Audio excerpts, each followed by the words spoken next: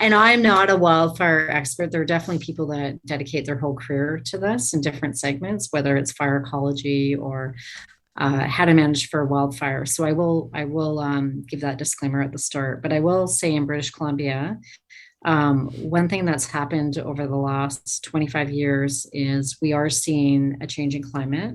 So one thing that happened starting in the 90s, and I was involved in this, is we started to see our mountain pine beetle population exploding. And usually we would have very cold winters in the interior of British Columbia, and we start to see that we were just having milder winters. We wouldn't have 4 weeks of a cold snap under -10 to -20 to 30. It would just sort of hover cold negative temperatures for a week, and then it would warm up. And it was a native beetle, but it exploded around the province from the mid 90s for about the next 15 years, and it impacted more than 35% of the forested land base, so significantly impacted. And then when it ran out of lodgepole pine, it started going to other species as secondary host species. And so it killed a lot of the timber. And there was a lot of salvage and harvesting associated with trying to get the economic value off that timber to try to reclaim ecosystem function, to reduce wildfire risk. And, there's some debate about was that the appropriate level of harvest? Should maybe not all of that being harvested? Should more have been harvested? But we do have a lot of clear cuts throughout the interior of British Columbia after that. And we had a lot of dead trees and buildup of fuel. And then now we're still getting a changing climate. We're getting very weird weather events, including the heat dome that sat off Vancouver Island this year and then traveled throughout British Columbia. But we've had very big wildfire events in 2008, 2009, 2017, 2018, and 2021 in British Columbia. We have about 55 million hectares of forest land, naturally forested land. And just in the last last 4 summers, we've burnt about 1 million hectares.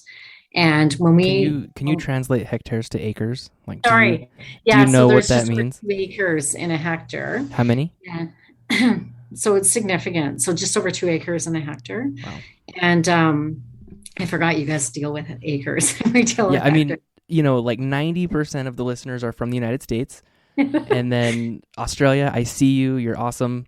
So Australia is coming in tight for a second there, but yeah, most of us speak acres. Acres, yeah. Yeah, you'll have to excuse me on that one. So we've had really big events, like millions of acres in these last couple of summers, and the frequency is just abnormal. So it's a whole accumulation of like a whole bunch of different compounding effects at once, changing climate, higher drought in the summer, and these heat events. And we had one of those events produced, I think it was like 70,000 unique lightning events, but they didn't all hit the ground.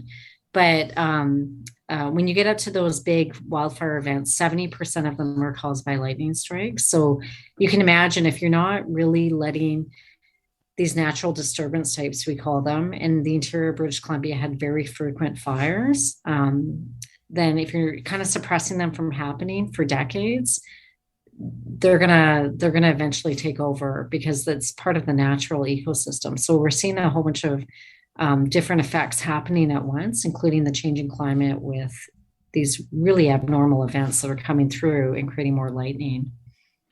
Yeah, it's so first of all, thank you for saying that because I've always really like it's resonated with me that if you don't let fire burn, like something at some point has to consume what is on the landscape.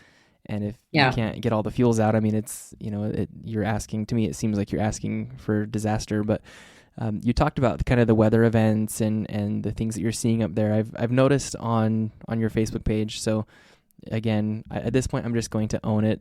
Doing what I'm doing, I kind of have to be a Facebook stalker, and I have to be very open and honest about the fact that I'm a That's Facebook good. stalker. That's all good.